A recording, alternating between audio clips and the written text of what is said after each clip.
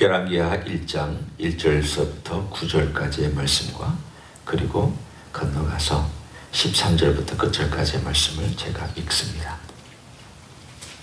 아합이 죽은 후에 모압이 이스라엘을 배반하였더라.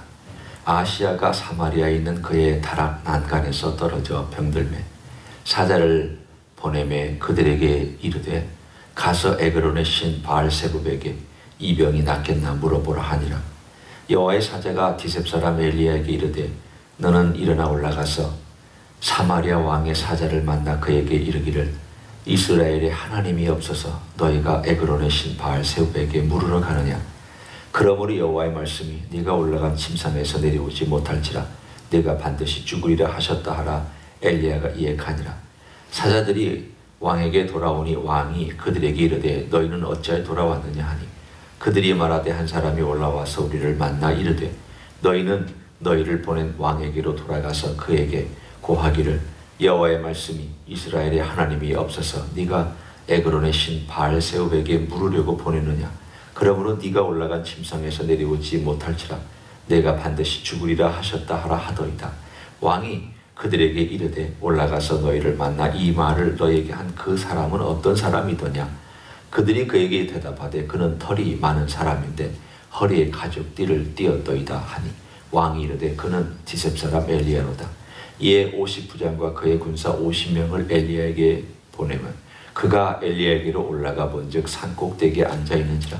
그가 엘리야에게 이르되 하나님의 사람이여 왕의 말씀이 내려오라 하셨나이다. 13절로 건너갑니다. 왕이 세 번째 50부장과 그의 군사 50명을 보낸지라. 셋째 50부장이 올라가서 엘리야 앞에 이르러 그의 무릎을 꿇어 엎드려 간구하여 이르되 하나님의 사람이여 원하건대 나의 생명과 당신의 종인 이 50명의 생명을 당신은 귀보소서. 불이 하늘에서 내려와 전번에 50부장 둘과 그의 군사 50명을 살랐거니와 나의 생명을 당신은 귀보소서 하며 여호와의 사자가 엘리야에게 이르되 너는 그를 두려워하지 말고 함께 내려가라 하신지라. 엘리야가 곧 일어나 그와 함께 내려와 왕에게 이르러 말하되 여호와의 말씀이 네가 사자를 보내 에그론의 신 바알세붑에게 물으라 하니 이스라엘에 그의 말을 들을 만한 하나님이 안 계심이냐. 그러므로 네가 그 올라간 침상에서 내려오지 못할지라 내가 반드시 죽으리라 하셨다 하니라. 왕이 엘리야가 전한 여호와의 말씀대로 죽고 그가 아들이 없으므로 여호람이 그를 대신하여 왕이 되니 유다 왕 여호사밧의 아들 여호람의 둘째 해더라. 아하시야가 행한 그 남은 사적은 모두 이스라엘 왕 역대지력에 기록되지 아니하였느냐. 아멘. 오늘부터 우리가 열왕기하를 보기 시작합니다. 열왕기하는 아합이 죽은 열왕기상의 이야기의 끝부분부터 이제 시작해서 그 아들이 왕이 되어서 잠깐 동안 그가 왕위에 있었던 이야기를 오늘 다루고 있습니다.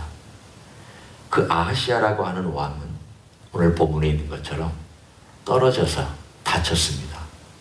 어떻게 얼마나 다쳤는지에 대한 이야기는 전혀 나오지 않지만 오늘 본문에 있는 내용대로 그가 살아날지 또 나을지 죽을지에 대하여 바알세붑에게 물으러 보낸 이야기가 등장합니다. 오늘 여기 나와 있는 바알세붑은 거기에 나와 있는 내용대로 에그론의 신이다. 에그론은 블레셋 사람들의 도시입니다.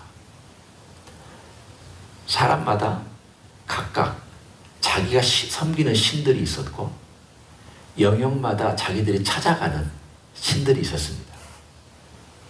예를 들어 비를 오게 하는 그러한 신을 찾을 때는 바알을 찾았고 자녀를 낳는 생산의 신, 그러한 신을 찾을 때는 아세라를 찾았습니다. 병에 걸렸을 때는 오늘 본문에 있는 것처럼 바알세붑이라고 하는 또 신을 찾았습니다. 그러니까 온갖 종류의 신들이 있죠. 신들마다 전공이 있는 그런지는 몰라도 백화점처럼 있는 신들 중에 이 문제는 이 신, 저 문제는 저 신, 이렇게 그들 나름대로 이렇게 분야별로 신들이 있는 그 영역으로 사람들이 찾아가서 제사를 드렸던 이스라엘 시대나 고대 시대의 다신론의 특징입니다. 우리가 생각하면 참 어리석은 행동들이죠. 아니 어떻게 그렇게 사람의 정신이 그렇게 그 정도밖에 안 될까? 그런데 그것은 지금도 마찬가지입니다. 그때나 지금이나 인간은 두려워합니다. 오늘 여기 나와 있는 이 1장에 전체를 흐르고 있는 주제 중에 하나가 인간이 가지고 있는 두려움의 문제입니다. 세 종류의 인간이 등장합니다. 첫째는 이미 우리가 함께 나누었던 아하시아라고 하는 이 왕. 자기가 병이 들어서 나을지 안 나을지 살지 죽을지를 두려움 가운데 병을 담당하고 있는 신에게 보내서 내가 나을지 물어보라. 참 어떻게 생각하면 어리석은 행동이지만 인간이 두려우면 어리석은 행동합니다. 인간이 무서우면 엉뚱한 짓 합니다. 엉뚱한 선택합니다. 더군다나 시대 전체가 어리석으면 시대 전체가 엉뚱한 선택들을 합니다. 국민 전체도 엉뚱한 선택들을 합니다.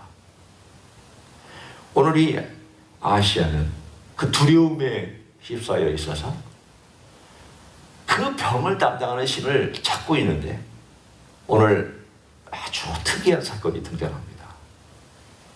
여호와의 사자가 나타납니다. 엘리 앞에 나타난 이 여호와의 사자는 제가 가끔 함께 나누었던 것처럼 구약에 있어서 표현법이 좀 특이한 한 존재를 얘기할 때 쓰는 표현법입니다. The angel of the Lord라는 단어를 씁니다. 보통 천사는 The angel of the Lord라는 단어를 쓰지 않습니다. 그냥 여호와의 사자 또는 천사. 물론 여호와의 사자나 천사나 같은 단어니까 번역에 따라 달라지지만 오늘 여기에서 천사라고 말하지 아니하고 굳이 번역할 때에 여호와의 사자라고 얘기한 이 단어는 특별한 의미가 있기 때문에 그렇게 번역을 한 것입니다. 바로 이 존재는 성육신 하시기 이전에 예수 그리스도가 나타날 때 쓰는 표현법입니다. 그러니까 대부분의 학자들은 다 동의합니다. 오늘 이 여호와의 사자가 디셉 사람 엘리야에게 나타났습니다. 저는 이 1장을 읽으면서 처음에 왜 굳이 여호와의 사자가 나타나서 이렇게까지 얘기를 하셔야 하나? 여러분도 한번 생각해 보십시오. 아니 천사가 나타나서 얘기도 되는 문제 아닙니까? 그 왕 하나님을 안 찾으니까 죽을 거다. 천사가 와서 얘기도 되는 이야기입니다. 아니면 하나님께서 직접 그냥 하늘에서 엘리야에게 지난번의 사건들처럼 너 저쪽에 그리 시내가를 가서 기다려서 거기서 살아라. 내가 너 먹여주겠다. 그 다음 또 하나님께서 너 저기 사렙다 과부에게 올라가라. 내가 그 과부를 통해서 너 먹이겠다. 하나님께서 직접 말씀하실 수도 있는 거죠. 아니면 광야로 도망갈 때 천사가 나타나서 그를 어루만지면서 떡도 먹어라. 물도 마셔라. 두 번이나 쓰다듬어 줬잖아요. 천사가 그렇게 하지 않았습니까? 그런데 유독 오늘 여기에 여호와의 사자가 나타난 그 특별한 목적이 무엇일까? 무언가 있을 것이 아니겠습니까? 오늘 여기에는 주신 메시지가 3번 반복되는 메시지가 있습니다. 그 메시지가 무엇입니까? 3절, 6절, 16절 3번 반복되는 메시지가 있습니다. 뭐라고 말씀하시냐면 그 여호와의 사자가 이스라엘의 하나님이 없어서 너희가 에그론의 신 바알세불에게 물으러 가느냐. 또 6절에도 반복되어 나오죠. 이스라엘의 하나님이 없어서. 그리고 16절에도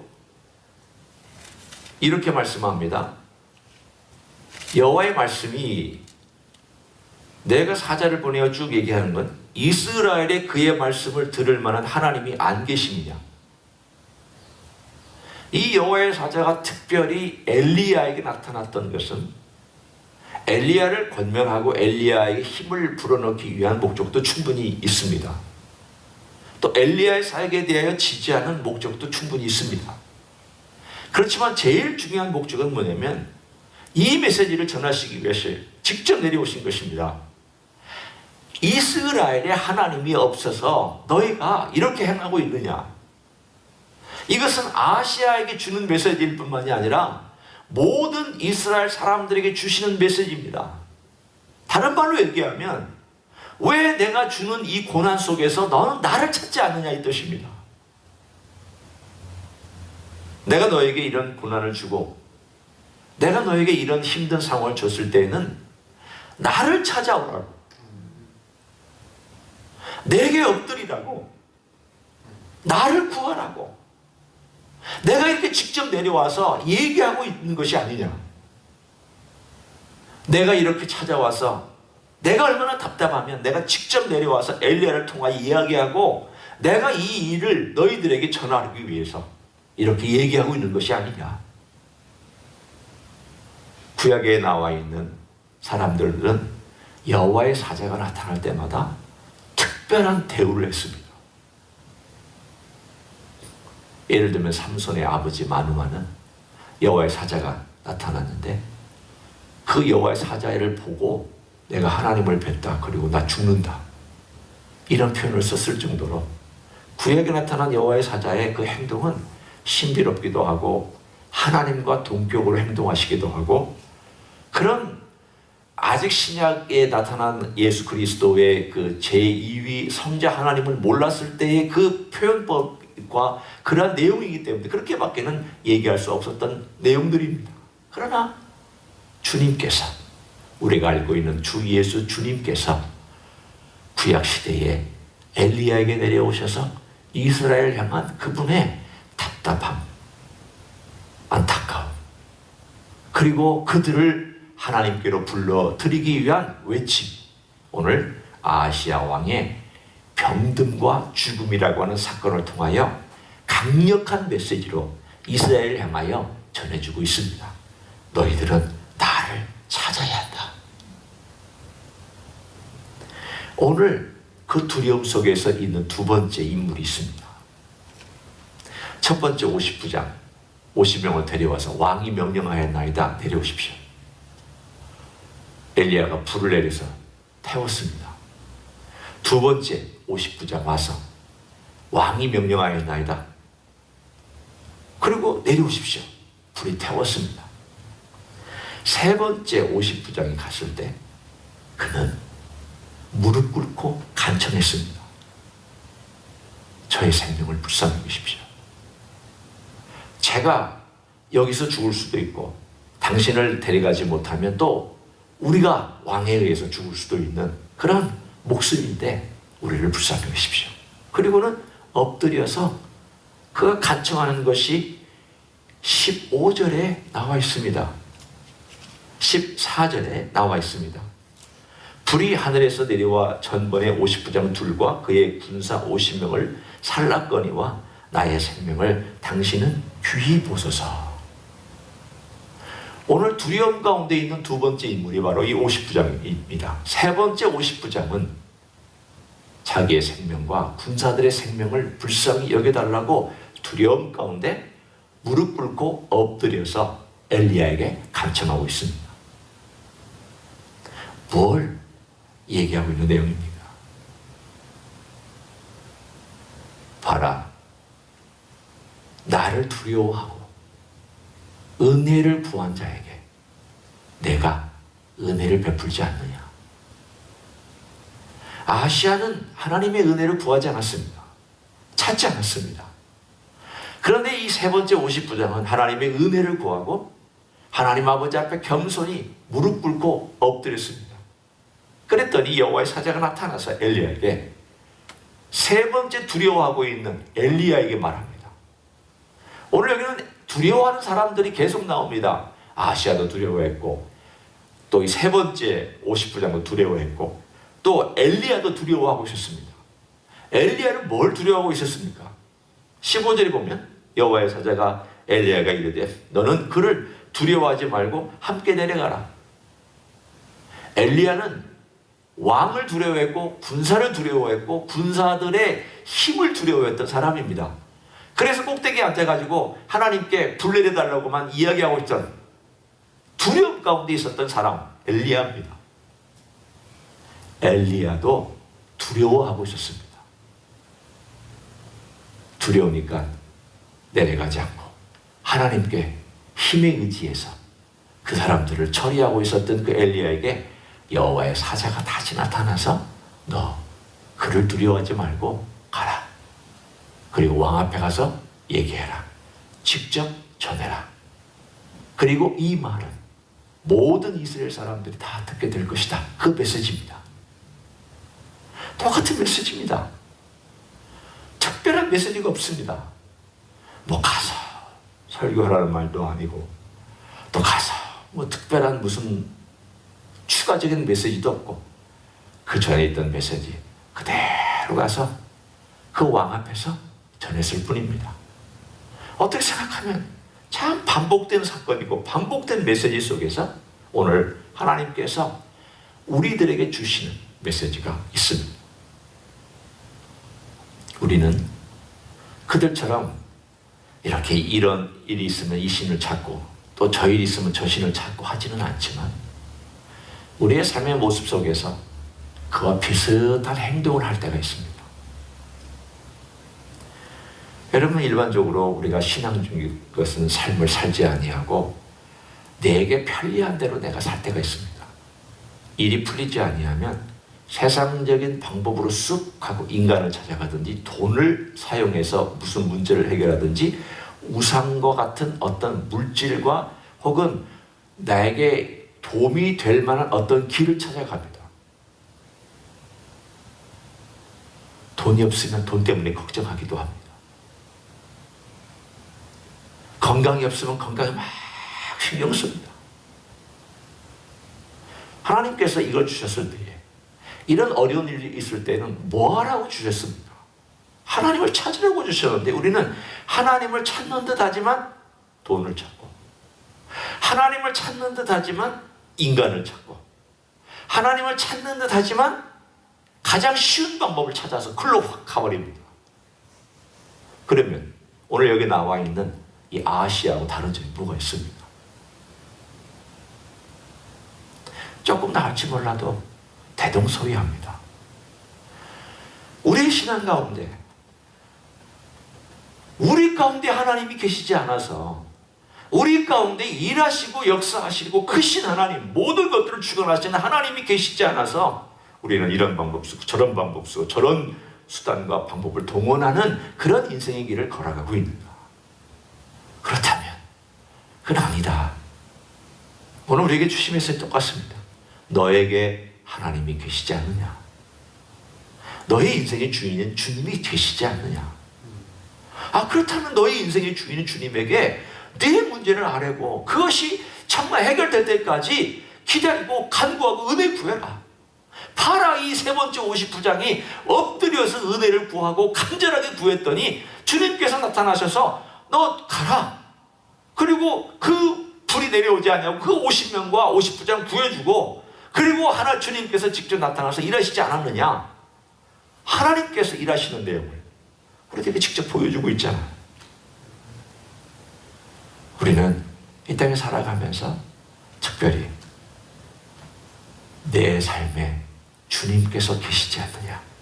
이 질문을 그대로 바꾸면 그런 질문입니다.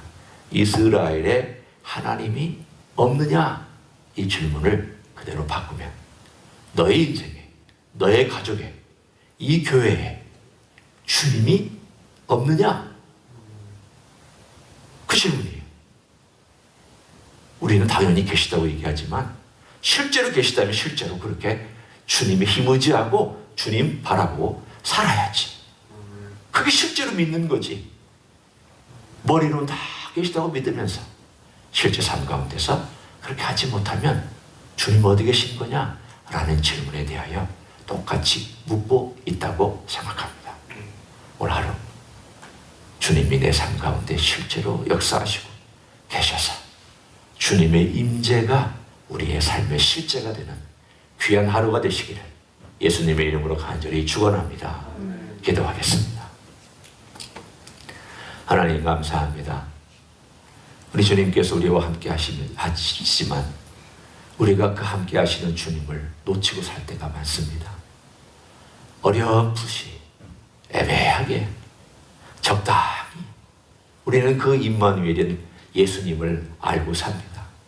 그러나 구체적인 상황, 구체적인 어려움, 구체적인 위기 속에서도 우리 주님을 찾고 주님께 무릎 꿇고 주님께 기도하고 간구하며 주님의 도움으로 매일매일 살아갈 수 있는 하나님의 종들이 되게 하여 주시옵소서. 이제는 우리 구주 예수 그리스도의 은혜와 하나님 아버지의 극진하신 사랑과 성령 하나님 교통하심의 역사가 오늘 우리의 삶, 우리의 가정, 그리고 우리 교회, 또 우리 주변에 있는 모든 믿는 사람들의 삶 속에 우리 주님이 계심을 믿고 주님의 도우심을 구하고 경험하기를 소원하는 가정에 세배드리는 종들 위에와 이 자리에 참여한 종들 위에와 주임지 히스교회 위에와 이민교회들과 한국교회들과 선교사님들 위에 이제로부터 영원히 함께 하실지어다. 아멘.